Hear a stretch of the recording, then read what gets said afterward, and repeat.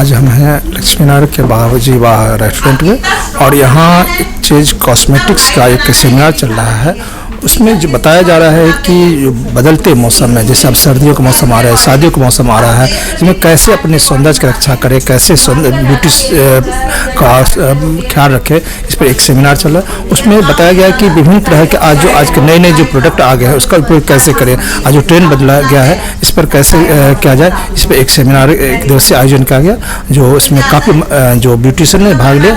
हम इनसे बात करेंगे, जो इसके जो ऑनर हैं डॉक्टर नरेश सर, उनसे बात करें। बदलते मौसम के अंदर हमारी स्किन अलग अलग तरह से रिएक्ट करती है। जैसे अभी हम लोग गर्मी के बाद बरसात के बाद हाई ह्यूमिड कंडीशंस, और अब सर्दी का मौसम शुरू हो रहा है। और सर्दी के मौसम के अंदर हमारी त्वचा भी काफ़ी रूखी होने का अंदेशा रहता है। लेकिन इसकी देखभाल कैसे करनी चाहिए, क्योंकि यही वो सीज़न होता है जो बदलता मौसम है, जहाँ हमारे ऑयली से ड्राई की तरफ स्किन टेक्सचर चला जाता है। तो उसकी देखभाल कैसे करनी चाहिए ताकि हमारी स्किन के ऊपर जो एलर्जी जाने का चांस है, और बदलते मौसम में स्पेशली एलर्जीज़ काफ़ी आती हैं, उनके लिए स्किन हमारी कैसे बिहेव करती है, हमारी डाइट कैसी होनी चाहिए, हमारे पेट का कैसे देखभाल करने चाहिए, खाना हमारा कैसे खाना चाहिए, और कौन से कॉस्मेटिक्स प्रोडक्ट्स हमारे को यूज़ करने चाहिए ताकि जो बदलते मौसम और आने वाले सर्दी के हिसाब से हमारी जो स्किन है वो अच्छी बिहेव करे, हमारा ग्लो बना रहे, प्लस हेल्दी स्किन और स्पॉन्जी स्किन हमारी बनी रहे, उसके लिए हम लोग काम करते हैं। सर्दी के मौसम में अधिकतर देखा जाता है कि जब हमारी त्वचा या स्किन टेक्सचर काफ़ी रूखा, रफ़ और ड्राई हो जाता है और ज़्यादातर मॉइस्चर की कमी होने लगती है हमारी स्किन के अंदर, तो उसको बरकरार रखने के लिए कई बार हमारे को अलग अलग तरह के कॉस्मेटिक प्रोडक्ट यूज़ करने चाहिए। और वो जो प्रोडक्ट्स होते हैं वो कितने ऑयली हों या उनके अंदर कितना मॉइस्चर है, इनके ऊपर डिपेंड करता है।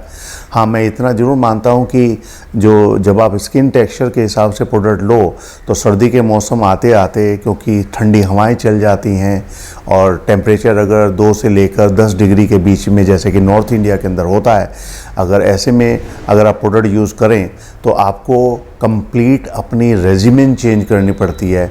जब आप गर्मी के मौसम में अलग अलग तरह के फेस वॉशें यूज़ करते हैं, सेम फेस वॉश इस समय आपको सर्दी के मौसम में काम नहीं करेंगे, तो आप अलग अलग फ्लावर या फ्रूट्स के बेस के ऊपर ड्राई स्किन के लिए जो फेस वॉश बनते हैं उनको यूज़ कर सकते हैं। आप अल्कोहल बेस के ऊपर कोई भी जो स्किन टोनर या स्टिंजेंट बने होते हैं वो यूज़ नहीं कर सकते, क्योंकि स्किन को और ज़्यादा ड्राई करते हैं, जो आपको एलर्जी फिर देगा। तो ऐसे में आपको अधिकतर अपने नेचुरल इंग्रेडिएंट्स की तरफ ध्यान देना पड़ेगा। जैसे एलोवेरा बेस के ऊपर जो फेस वॉशेस हैं आप वो यूज़ करें। साथ में जब आप स्किन टोनर या एस्ट्रिंजेंट यूज़ करना चाहें तो वो भी आपका नेचुरल गुलाब जल या एलोवेरा जूस से बना हुआ हो। और जो सनस्क्रीन और मॉइस्चराइज़र आप यूज़ करें तो उसमें भी आप ध्यान रखें कि वो ज़्यादा ऑयली ना हो, क्योंकि वो भी नुकसानदेह होता है। और धूप से बचने के लिए, क्योंकि डायरेक्ट सनलाइट के अंदर काफ़ी लोग रहते हैं इस समय, तो धूप से बचने के लिए आपको सनस्क्रीन की ज़रूरत हो, तो बड़ा लाइट सनस्क्रीन जिसमें कि SPF 15 या 20 आप हो सकते हैं उसको आप यूज़ करें। हाँ, अपने स्किन को अंदर मॉइस्चर को बचाने के लिए आप एक नॉन स्टिकी मॉइस्चराइज़र ले सकते हैं। यानी कि आपके लिए ट्रीटमेंट की ज़रूरत नहीं है, आपको अपनी त्वचा की देखभाल करने के लिए एक अच्छा क्लिंजर, टोनर और सनस्क्रीन मॉइस्चराइज़र यानी कि CTM अपने आप के लिए परचेज़ करना चाहिए। मेरा अपना मानना है कि अलग अलग कंपनियों के अलग अलग फेस वॉश या टोनर या मॉइस्चराइज़र ना यूज़ करें। कोशिश करें कि किसी एक पर्टिकुलर कंपनी का ही तीनों प्रोडक्ट हों और उसी को यूज़ करें। लेकिन ये ध्यान रखना पड़ेगा कि ये भी अगर प्रोडक्ट हों तो वो नेचुरल तरीके से अगर बनाए गए हैं, मैन्युफैक्चर्ड हैं, तो वो आपकी स्किन के लिए ज़्यादा अच्छी। अलग अलग मौसम के अंदर हमारी स्किन अलग अलग तरह से बिहेव करती है। जैसे कि गर्मी के मौसम के अंदर हमारी स्किन ज़्यादा ऑयली और काफ़ी स्टिकी हो जाती है, चिपचिपी रहती है, जिसके कारण हमारे अलग अलग तरह की प्रॉब्लम्स आती है, जिसमें पिंपल या एक्ने होना है एक आम समस्या होती है। बरसात के मौसम में आते हुए क्योंकि पसीना और ऑयल ज़्यादा निकल रहा होता है तो हमारी स्किन अलग अलग तरह से कम्बिनेशन स्किन की तरह बिहेव करती है, जिसके अंदर हमारे को स्किन के ऊपर एलर्जी आने के ज़्यादा चांसेस होते हैं, क्योंकि डिहाइड्रेशन बड़ी जल्दी आता है, क्योंकि बहुत ज़्यादा पसीने के थ्रू हमारे शरीर का या स्किन का जो मॉइस्चर है काफ़ी निकल जाता है, और जब भी डिहाइड्रेशन आएगा आपकी स्किन के ऊपर एलर्जी आने के चांसेस ज़्यादा होते हैं।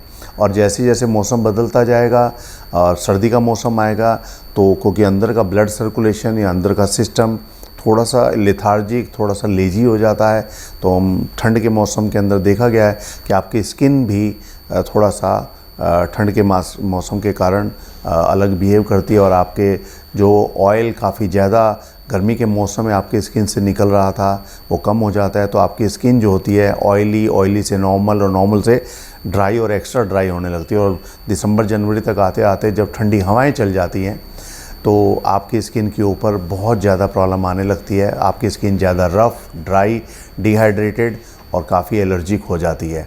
ऐसे में आपको अपने प्रोडक्ट्स को भी चूज़ करते हुए ध्यान रखना पड़ेगा कि किस तरह के प्रोडक्ट आपकी स्किन के लिए अच्छे हैं। सर्दियों का मौसम स्टार्ट हो रहा है और जैसे कि हम देखते हैं सर्दियों का मौसम स्टार्ट होते ही हमारे बालों के अंदर काफ़ी चेंजेस आ जाते हैं। बहुत ज़्यादा ड्राइनेस आ जाती है, डैंड्रफ हो जाती है, बाल बहुत ज़्यादा रफ हो जाते हैं, झड़ने लगते हैं। बहुत सारी ऐसी प्रॉब्लम्स हैं जो विंटर स्टार्ट होते ही क्लाइंट्स के आनी स्टार्ट हो जाती हैं। तो ऐसा हम लोग किस तरह से इसकी देखभाल कर सकते हैं वो हमारा जानना बहुत ज़्यादा ज़रूरी है, क्योंकि कई बार टीवी देख के क्लाइंट प्रोडक्ट तो परचेज कर लेते हैं लेकिन उनको कई बार पता नहीं होता है कि हमारे बालों का स्कैल्प का टेक्सचर किस तरह का है और शैम्पू कौन सा हमें सूट करेगा। तो कई बार उस कारण से भी हमारे बालों में बहुत ज़्यादा डैमेज हो जाता है। तो उसको ध्यान में रख के हमें प्रोडक्ट इस तरह के लेने चाहिए जो हमारे बालों को सूट करें। यानी कि अगर आपके बालों में स्कैल्प में ऑयलीनेस है तो आप ऑयली शैम्पू यूज़ करें, और अगर आपके बहुत ज़्यादा ड्राई होते हैं तो आपको शैम्पू इस तरह का यूज़ करना है कि जो आपके बालों में कंडीशनिंग को प्रोवाइड करे। प्लस विंटर है तो नेचुरल है कि बहुत ज़्यादा ड्राइनेस हो जाती है, तो रेगुलर बेसिस पे आप लोग को चाहिए कि हेयर स्पा यूज़ करें।